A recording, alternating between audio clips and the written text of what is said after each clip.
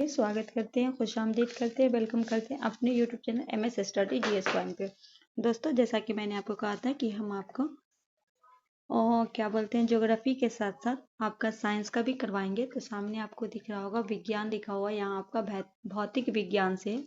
आपको पता है साइंस में 3 सब्जेक्ट होते हैं, फिजिक्स, केमिस्ट्री और बायोलॉजी। तो फिजिक्स का हम शुरुआत कर रहे हैं, ठीक है। तो इसमें 100 प्रश्न आपका होगा, ये आपके PYQ है। तो चलिए बढ़ते हैं क्वेश्चन की ओर। पहला है भौतिक राशि, मात्रक और मापन।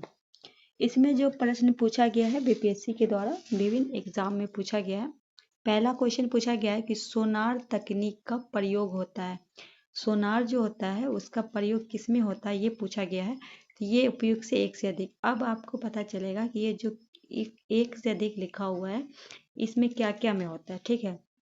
तो कहा गया सोनार एक ऐसी तकनीक है जिसका ध्वनि संरक्षण का उपयोग पानी की सतह पर या उसके नीचे के वस्तु, ठीक है, पता लगाने के लिए किया जाता है। सोनार प्रतिध्वनि के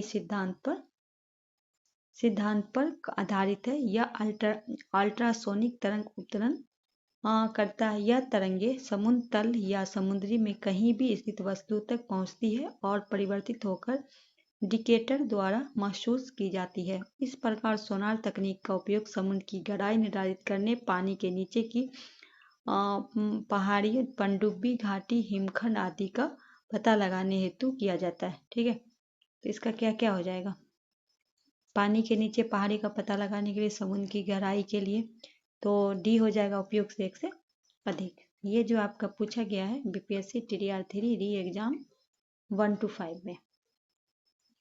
नेक्स्ट क्वेश्चन है जिसमें कहा गया धारा घनत्व होता है, ये 69 बीपीएससी में पूछा गया था। ये हो जाएगा एक सदिश राशि है। कहा गया चालक माध्यम के भीतर किसी पृष्ठ के लंबवत दिशा में इकाई क्षेत्रफल के द्वारा प्रभावित होने वाली विद्युत धारा घनत्व कहलाती है। यह एक सदिश राशि है, जबकि धारा स्वयं एक अदिश राशि होती है। धारा घनत्व जो को जे से प्रदर्शित किया जाता है, जो SI मात्रक एम्पियर होता है। SI मात्रक जो होता है उसका एम्पियर होता है। नेक्स्ट है चुंबकीय क्षेत्र है। तो सदिश जो है ये चुंबकीय क्षेत्र है। बी आपका राइट आंसर। ये बीपीएससी स्कूल टीचर 2023 में पूछा गया प्रश्न है, मतलब TR2 में पूछा गया है। चुंबकीय क्षेत्र एक सदिश राशि है, वैसी भौतिक राशि है जिसमें परिणाम के साथ साथ दिशा दोनों निर्दिष्ट होती है, उसे क्या कहा जाता है, सदिश राशि। कहा गया सदिश राशि वैसी भौतिक राशि है जिनका परिणाम के साथ साथ दिशा भी हो, ठीक है। और अदिश राशि में दिशा नहीं होता है, और जो लोग को निश्चित नियमों के अनुसार जोड़ती है उन्हें हम सदिश राशि कहते हैं। जैसे विस्थापन, तरंग आदि क्या है, सदिश राशि का उदाहरण है। चुंबकीय क्षेत्र विद्युत धारा और चुंबकीय सामग्री को चुंबकीय प्रभाव है। चुंबकीय क्षेत्र की गहराई टेस्ला है। एक टेस्ला 1 वेबर प्रति वर्ग किलोमीटर बराबर होता है। नेक्स्ट है कहा गया हवा में पानी मापने के लिए निम्नलिखित में किस उपकरण का उपयोग किया जाता है। एरोमीटर, हाइड्रोमीटर, हाइग्रोमीटर, उपयोग से एक से अधिक, उपयोग से। ये बीपीएससी TR2 में पूछा गया 2023 में। बीपीएससी TR2 हुआ था। इसका आंसर पहले मैं बता के फिर डिटेलिंग बताऊंगी। इसका हो जाएगा, कहा गया है हवा में पानी मापने के लिए हाइग्रोमीटर का होता है। सी आपका राइट आंसर हो जाएगा। कहा गया है कि हवा में नमी आर्द्रता मापने के लिए हाइग्रोमीटर अर्धमापी का उपयोग किया जाता है। हाइड्रोमीटर किसी द्रव को अपेक्षित घनत्व मापता है। एरोमीटर वायु या अन्य गैसों का वजन एवं घनत्व आदि मापने का उपकरण है। नेक्स्ट क्वेश्चन है आर्द्रता किस उपकरण से मापी जाती है। बी हो जाएगा आपका हाइग्रोमीटर। नेक्स्ट है ध्वनि के माध्यम की इकाई को क्या कहा जाता है। क्वेश्चन नंबर 6 में कहा गया ध्वनि जो होता है उसके मापन की इकाई को क्या कहा जाता है। तो ई होगा, क्योंकि आपको पता है कि ध्वनि जो है जिसको हम मापते हैं डेसिबल से। ऑप्शन में डेसिबल नहीं है तो इनमें से कोई नहीं होगा। ध्वनि का मापक इकाई डेसिबल होता है, जबकि शक्ति का मापन इकाई वाट होता है और एम्पियर विद्युत धारा का मापन है। वोल्ट जो है वो विभवांतर का है। चलिए आगे बढ़ते हैं। नेक्स्ट है क्वेश्चन नंबर 7, निम्नलिखित में आपेक्षिक घनत्व के लिए सही इकाई मात्रक चुनिए। ई हो जाएगा, इनमें से कोई नहीं, क्योंकि कहा गया कि आपेक्षिक घनत्व के किसी पदार्थ की किसी अन्य पदार्थ के सापेक्ष घनत्व के रूप में परिभाषित किया जाता है, ठीक है।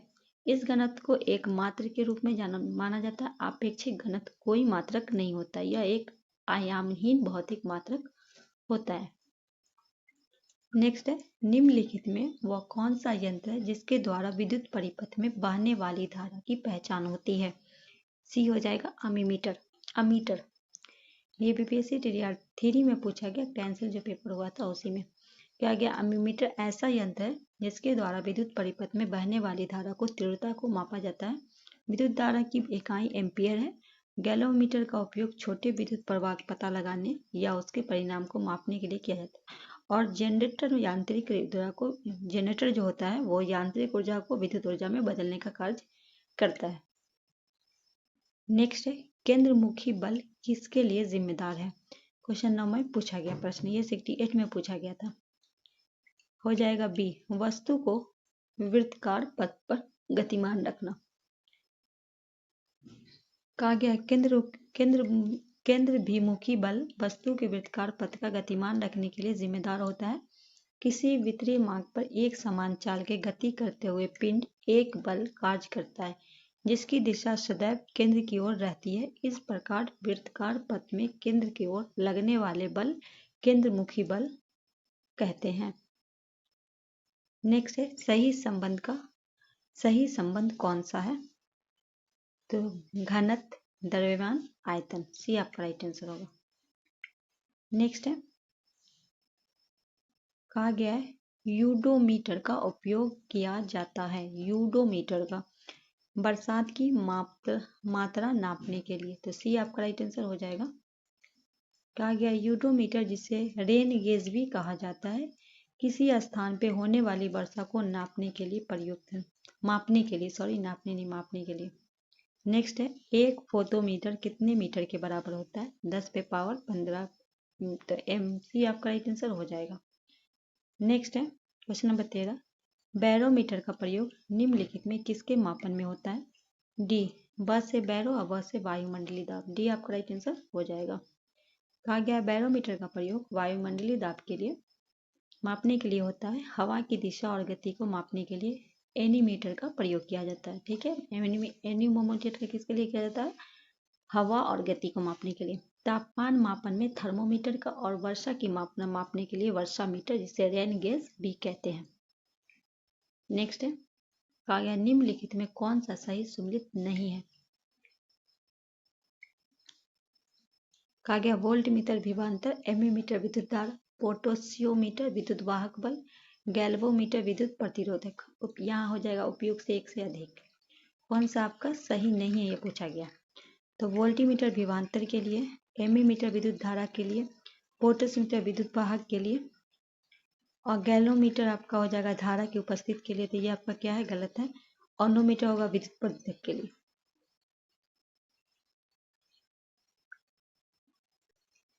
क्वेश्चन नंबर 15 है, विद्युत शक्ति की इकाई है डी, वाट। आ गया है विद्युत विभवांतर की इकाई है सी, वोल्ट। इसका व्याख्या ऑलरेडी हो चुका है। निम्न में किस धातु की विद्युत चालकता सबसे अधिक है? बी, रजत मतलब चांदी। रजत चांदी की विद्युत चालकता सबसे अधिक है। उसे उच्च विद्युत प्रभावशील धातु चांदी, तांबा और सोना क्रमशः आते हैं। शुद्ध चांदी सभी धातु के सबसे अधिक विद्युत प्रभावशील है। नेक्स्ट है, विद्युत धारा की इकाई है डी, एम्पियर। क्या गया है? कुछ प्रमुख भौतिक राशि और उनके मात्रक। विद्युत आवेश कूलाम, विद्युत विभवांतर वोल्ट, विद्युत प्रतिरोध ओम, शक्ति वाट, ऊर्जा और कार्य जूल। नेक्स्ट है, ओम मात्रक डॉट मापन है का है किसका है? प्रतिरोध का। ये आपका राइट आंसर होगा। चालक की विद्युत प्रतिरोध की इकाई क्या है? डी, ओम। इस सब का डिटेलिंग हो चुका है। विद्युत धारा किस उपकरण से मापी जाती है? मैंने अभी आपको बताया था, वोल्टोमीटर से। तो ये आपका राइट आंसर हो जाएगा। सॉरी, विद्युत धारा पूछा ना, एक मिनट, विद्युत धारा पूछा है ना, ये अमीटर हो जाएगा, ना कि वोल्टीमीटर होगा। बी आपका राइट आंसर होगा। कहा गया कि विद्युत धारा को अमीटर से मापा जाता है। विद्युत धारा की मात्रक एम्पियर है। पोटेंशियोमीटर लघु प्रतिरोध के मापन तथा वोल्टीमीटर और अमीमीटर का कैलिब्रेशन में काम आता है। वोल्टीमीटर विद्युत धारा के विभव को मापने के लिए प्रयुक्त होता है। नेक्स्ट है, अति सूक्ष्म वस्तु को देखने के लिए प्रयोग किए जाने वाला प्रकाशित उपकरण क्या है? तो माइक्रोस्कोप होता है। ए आपका राइट आंसर होगा। कहा गया इलेक्ट्रोस्कोप होगा विद्युत आवेश की उपस्थिति बताने का उपकरण है। स्पेक्ट्रोस्कोप होगा विद्युत चमकीय विकिरण का स्पेक्ट्रम बनाने का उपकरण है। स्टेथोस्कोप होगा हृदय तथा फेफड़ों की आवाज सुनने वाला यंत्र।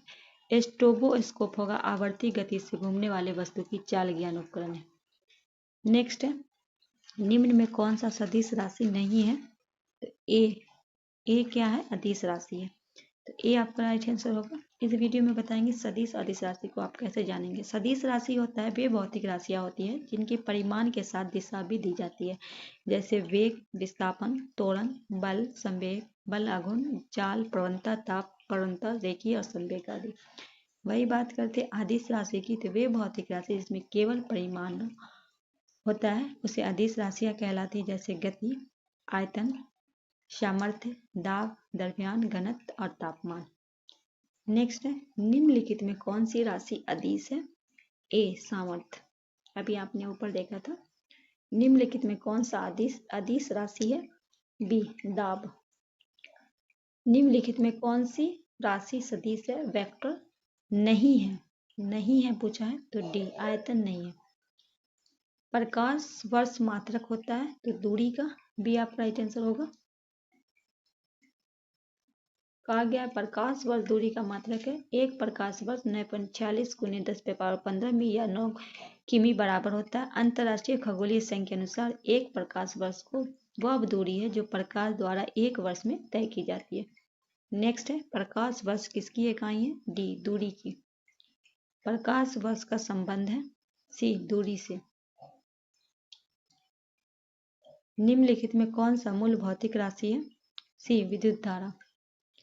क्या क्या है कि ऐसी राशि जो एक दूसरे से स्वतंत्र रहती है, जिन्हें एक दूसरे से बदला नहीं जा सकता, मूल भौतिक राशियां कहलाती हैं। उपयुक्त विकल्प में विद्युत धारा मूल राशि है, तो इसके बारे में कुछ हम और जान लेते हैं। इधर आपका मूल राशि और मात्रक है। लंबाई मीटर, समय सेकेंड, ताप केल्विन, द्रव्यमान किलोग्राम, पदार्थ की मात्रा मोल, विद्युत धारा एम्पियर, ज्योति तीव्रता कैंडेला। नेक्स्ट है, तापकरण की एसआई इकाई है। ए हो जाएगा केल्विन। नेक्स्ट है, किलोवाट घंटा मात्रक होता है ऊर्जा का। कहा गया है किलोवाट घंटा विद्युत ऊर्जा की इकाई है। इसे प्राय विद्युत शक्ति के खपत की मात्रा के मापन हेतु प्रयोग किया जाता है।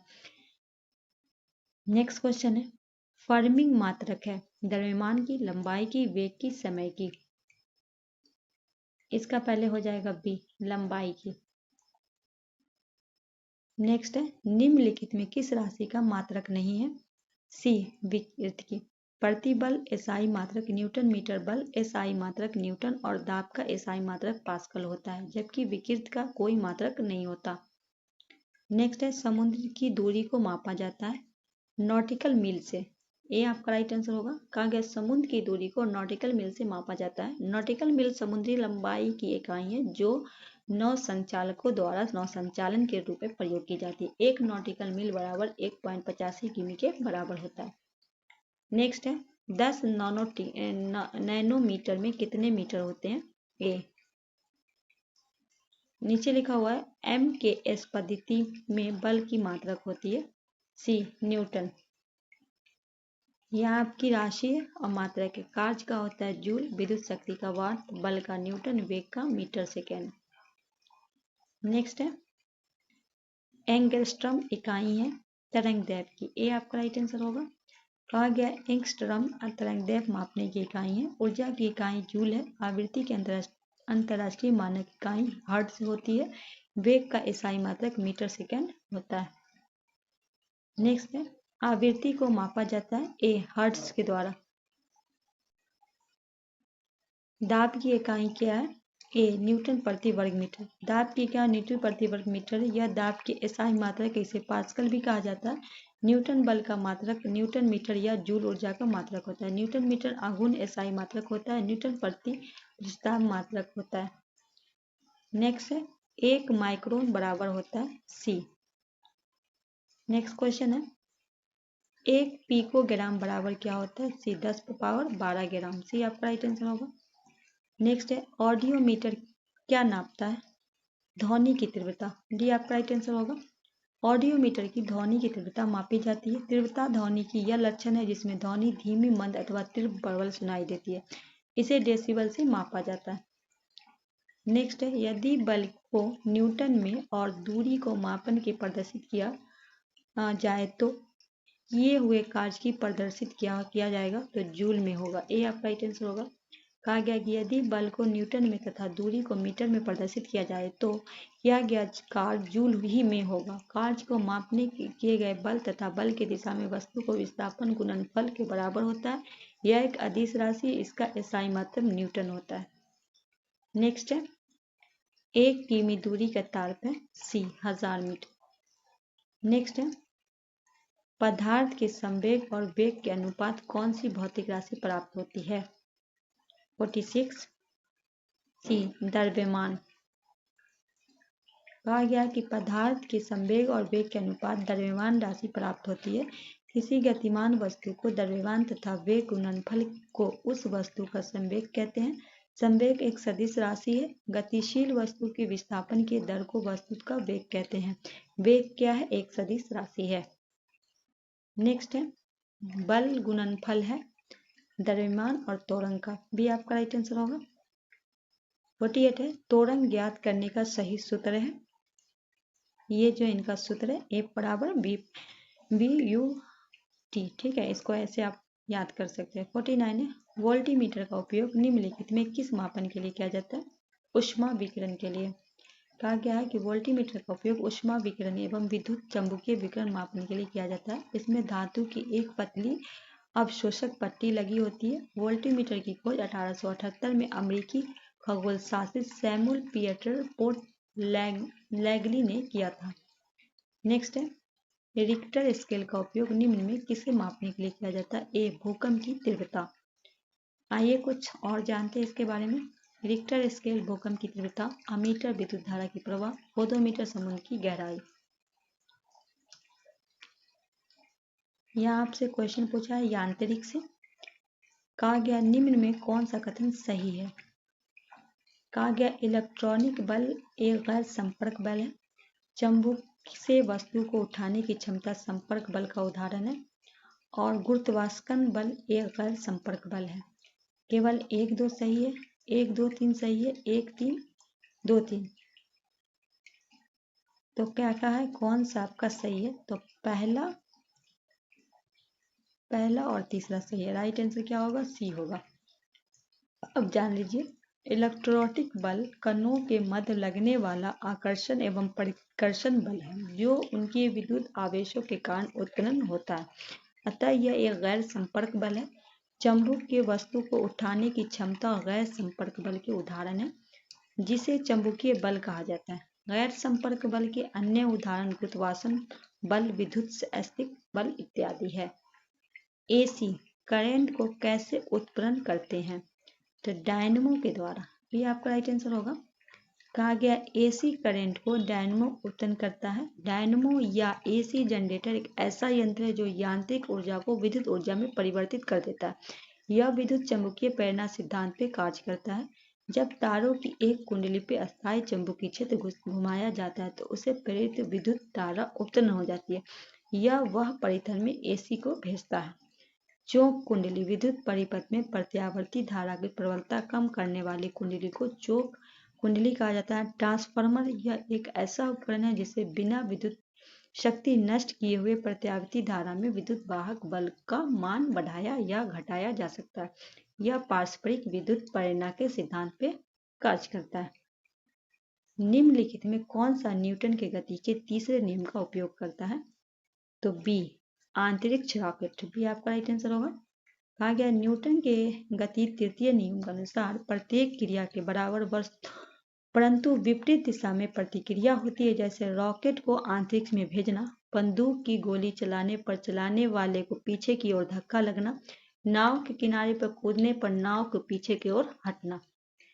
नेक्स्ट है, फुटबॉल के खेल में एक गोलकीपर फुटबॉल को गोल पकड़ने के बाद अपने हाथ को पीछे की ओर खींचता है, यह गोलकीपर को किस प्रकार के सक्षम बनाता है? कहा गया फुटबॉल के खेल में एक गोलकीपर है जो फुटबॉल को गोल पकड़ने के बाद अपने हाथ को क्या करता है, पीछे की ओर खींचता है, यह गोलकीपर को किस प्रकार का सक्षम बनाता है?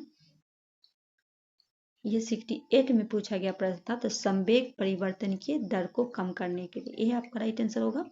कहा गया फुटबॉल के खेल में एक गोलकीपर जो है फुटबॉल के गोल को पकड़ने के बाद अपने हाथ को पीछे की ओर खींचता है, यह गोलकीपर को संवेग परिवर्तन की दर को कम करने के सक्षम बनाता है। किसी गतिमान वस्तु को द्रव्यमान तथा वेग के गुणनफल उस वस्तु का संवेग कहते हैं।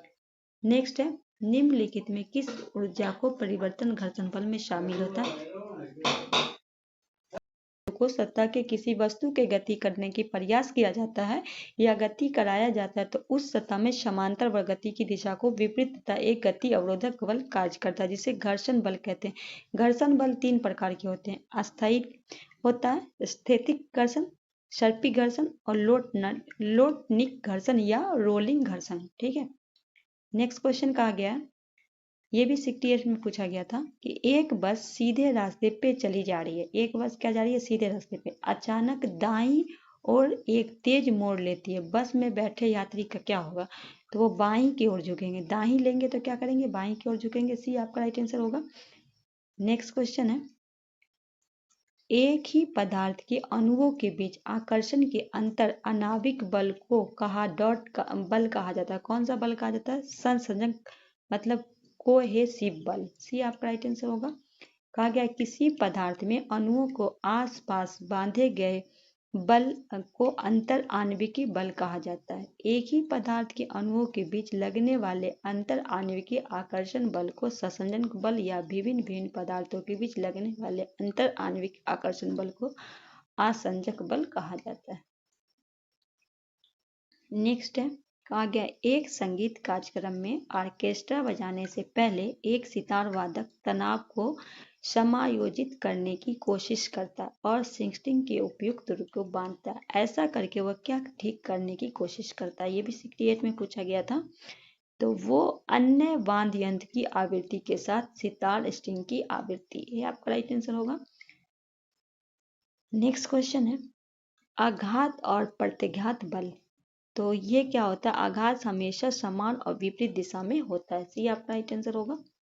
क्वेश्चन नंबर 60 है, सैप के आरोहण के लिए डॉट जिम्मेदार बल है, तो ई। कहा गया सैप के आरोहण के लिए कोशिका बल तथा वाष्पोजन खिंचाव दोनों, कोशिका बल और वाष्पोजन खिंचाव दोनों जिम्मेदार है, तो राइट आंसर क्या होगा? एक से अधिक।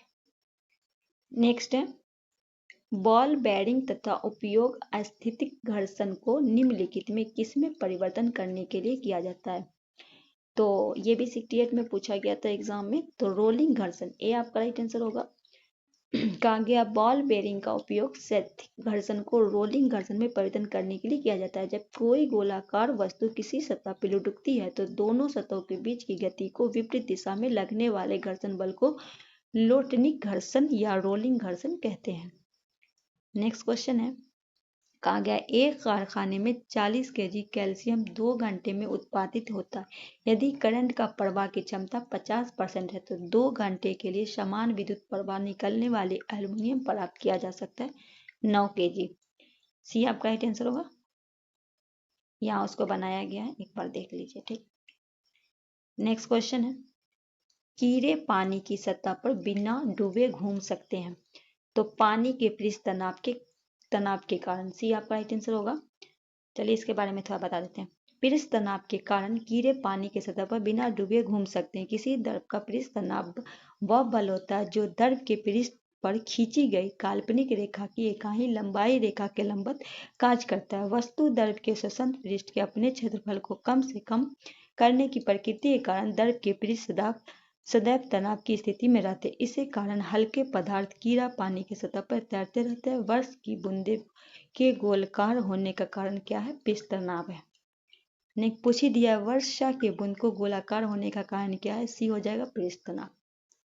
नेक्स्ट है 65, सबसे ज्यादा श्यानता होती है डी शहद में, कहा गया तरल का वह गुण जिसके कारण तरल अपनी अलग अलग परतों के माध्यम होने वाली आक्षेपित गति के विरोध करता है। कहा गया उदाहरण में शहद में बहने का गुण कम पाया गया क्योंकि इसमें श्यानता का गुण अधिक होता है। बैरोमीटर की ऊंचाई में अचानक वृद्धि इंगित करती है। ये बीपीएससी से डीपीओ में पूछा गया था। अत्यंत शुष्क मौसम, डी आपका राइट आंसर होगा।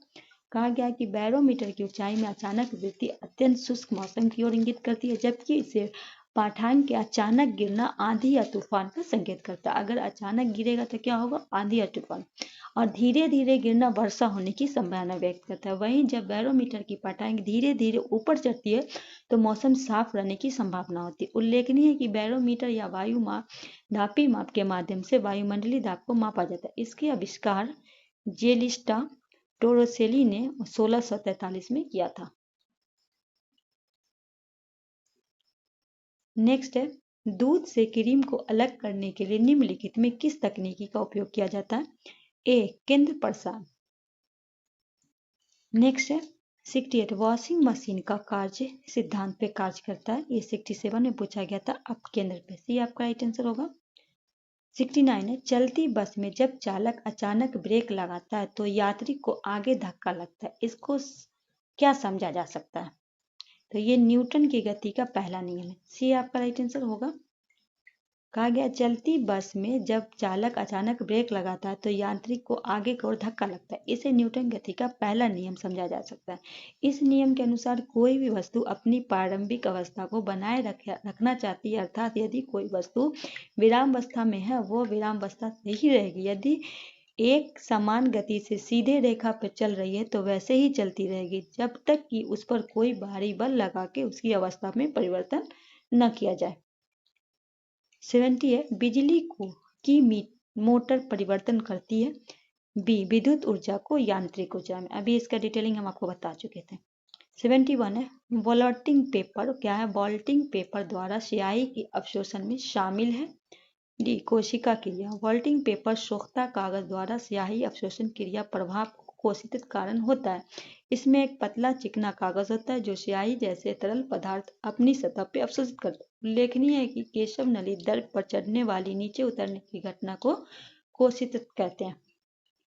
72 है, पानी वाले बीकर में बर्फ का एक टुकड़ा तैर रहा है। जब पूरी बर्फ पिघल जाए तो क्या होगा? पानी का स्तर वही रहेगा। बी आपका ये 67 में पूछा गया जो निरस्त एग्जाम हुआ था। 73 है, अधिक ऊंचाई पर उड़ने पर एक हवाई जहाज के अंदर वायु पंप के उपयोग के सामान्य वायुमंडलीय दबाव बनाए। डी आपका राइट आंसर होगा। 74 है, कंक्रीट की सड़क की तुलना में रेतीली सड़क पे चलना अधिक कठिन है क्योंकि तो कहा गया रेत और पैरों के बीच घर्षण कंक्रीट पैरों के बीच घर्षण की तुलना में कम है। डी आपका राइट आंसर होगा। 75 है, किसी पत्थर को एक ढलान वाली सड़क पे ऊपर की ओर उठाने की तुलना में ऊपर की ओर लुढ़कना आसान होता है क्योंकि तो क्यों आसान होता है कि पत्थर को लुढ़कने की क्रिया या कार्य उठाने के किए गए कार्य की अपेक्षा कम होता है। बी आपका राइट आंसर होगा। कहा गया पत्थर को लुढ़काने की क्रिया कार्य किया गया उठाने की तुलना में किए गए कार्य को अपेक्षा कम होता है, इसलिए कुछ पत्थर एक ढलान वाली सड़क पर ऊपर की ओर उठने की तुलना में लुढ़कना आसान होता है। कहा गया है एक छोटी तरल बूंद का आकार गोलाकार क्यों होता है? पृष्ठ तनाव के कारण। नेक्स्ट है, बरसात की बूंदे का गोल आकार क्यों होता है? सतही तनाव के कारण। बी आपका राइट आंसर होगा। 1 हॉर्स पावर बराबर होता है 746 वाट। ए आपका राइट आंसर हो जाएगा। 79 है, छिपकली का पैर डॉट की तरह काम करता है, सेक्शन पैड की तरह। बी आपका राइट आंसर होगा। 80 बॉल बेयरिंग का उपयोग साइकिल स्कूटर आदि में किया जाता है तो पहिए और धुरी के बीच घर्षण कम करने के लिए। ए आपका राइट आंसर होगा। 81 है, एक चिड़िया एक तार के पिंजरे में बैठी है जो एक स्प्रिंग तुलना में लटक रहा है। यदि चिड़िया पिंजरे के अंदर उड़ना शुरू करी तो स्प्रिंग की तुलना की माप क्या होगी? तो पहले से कम होगी। बी आपका राइट आंसर होगा। कहा गया एक क्षैतिज वृत्त में स्थित जाल से घूम रहे पिंड की निम्नलिखित में कौन सा स्थिर रहेगा? 82 का उपयोग से एक से अधिक का यदि कोई वस्तु किसी वृत्ताकार मार्ग में एक समान चाल के गति करती है तो उस गति को एक समान वृत्तीय गति कहेंगे। एक समान वृत्तीय त्वरित होती है क्योंकि वृत्त के प्रत्येक बिंदु पर वेग की दिशा बदल जाती है। एक समान वृत्त गति में पिंड की चाल, अभिकेंद्र बल और गति ऊर्जा समान रहेगी। तो गति ऊर्जा, अभिकेंद्र बल, ये तब बी और सी होगा, तो उपयोग एक से अधिक। नेक्स्ट है, किसी प्रत्यय का पथ होता है, परवलयीय होता है, बी परवलिक होता है। नेक्स्ट है, पुनः भरी हुई बोतल के पानी में घनीभूत हो जाने पर बोतल टूट जाती है क्योंकि जम जाने पर पानी का आयतन क्या होता है? बढ़ जाता है। ये आपका राइट आंसर होगा। कहा गया भरी हुई पानी की बोतल पानी के घनीभूत हो जाने पर बोतल टूट जाती है क्योंकि पानी जम जाने पर इसका आयतन बढ़ जाता है। बोतल की दीवार टूट जाती है। ताप घटने पर पानी घनत्व बढ़ता है, आयतन कम हो जाता है, परंतु 4 डिग्री कार्बन के बाद घटने पर पानी का घनत्व घटने लगता है। नेक्स्ट क्वेश्चन है, नियत वेग से गतिशील ट्रेन में इंजन की ओर मुंह करके बैठा एक यात्री एक गेंद ऊपर की ओर उछालता है। गेंद वापस आएगी यात्री के हाथ में। किसी सिलाई मशीन की सुई की गति होती है आवर्ती। ये आपका है, किसी सिलाई मशीन की सुई गति आवर्ती गति होती है। आवर्ती गति की एक निश्चित पथ की गति करती है। वस्तु किसी निश्चित समय अंतराल के पश्चात बार बार अपने पूर्व गति की ओर दोहराती है। सरल रेखीय गति पिंड या वस्तु सरल रेखा अनुदिश गति कहलाती है। जब कोई वस्तु वृत्ताकार मार्ग पे गति करती है तो उसे वर्तुला या वृत्तीय गति कहते हैं।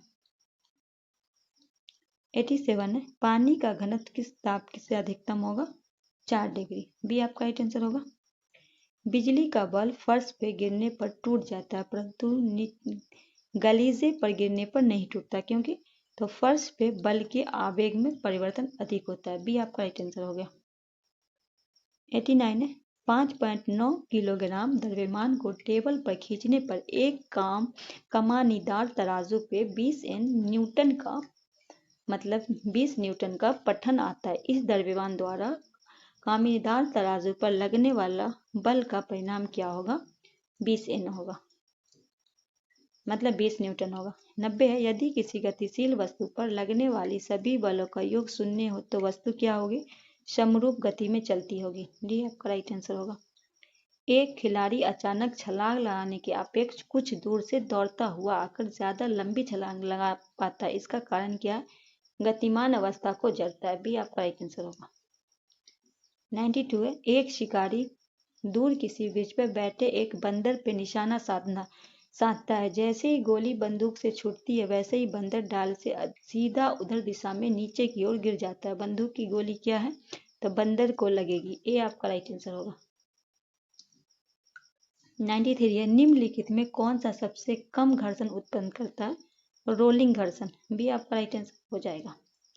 कहा गया फिसलन घर्षण वह घर्षण है जो दो संपर्क सतहों के बीच सापेक्ष फिसलन गति को विरोध करता है, जबकि रोलिंग घर्षण वह सतह के बीच कार्य करता है जिससे बीच में बेलनाकार गति सड़क पे साइकिल की गति होती है। जबकि दो अस्थिर सतह जब उनके बीच गति होने वाली हो तो बीच करने वाले घर्षण बल को स्थैतिक घर्षण बल कहा जाता है। इसके माध्यम है स्थैतिक घर्षण फिसलन घर्षण है, रोलिंग घर्षण है।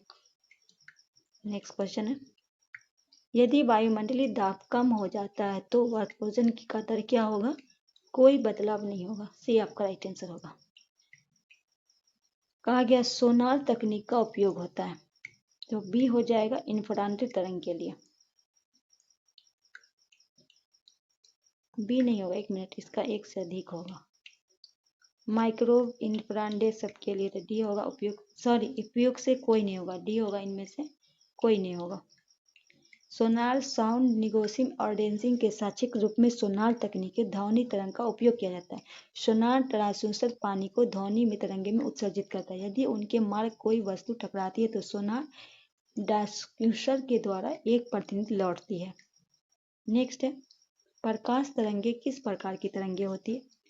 डी, प्रकाश तरंग एक स्वरूप है जो विद्युत चुम्बकीय तरंग के रूप प्रसारित होती है। विद्युत चुम्बकीय तरंग अनुप्रस्थ तरंगे होती है, इसलिए प्रकाश अनुप्रस्थ तरंग है। अनुप्रस्थ तरंग की तरह जिसमें माध्यम से प्रकाश की लंबवत कंपन होती है। तो अनुदैर्ध्य और अनुप्रस्थ। नेक्स्ट है, निम्नलिखित में से किसके पास उच्च ऊर्जा स्तर और छोटा तरंगदैर्ध्य है? पराबैंगनी किरण भी आपका राइट आंसर होगा। मानव की कान का श्रवण प्राशन क्या है? 20 हर्ट्ज से 2000 हर्ट्ज, ये आपका राइट आंसर होगा। 99 है, अनुदैर्ध्य तरंग का उदाहरण है ध्वनि तरंग, भी आपका राइट आंसर होगा। नेक्स्ट है क्वेश्चन नंबर 100 है, ध्वनि की तीव्रता किसके द्वारा निर्धारित की जाती है? तो ई कहा गया आवृत्ति की तीव्रता या तारक की निर्धारित की जाती है।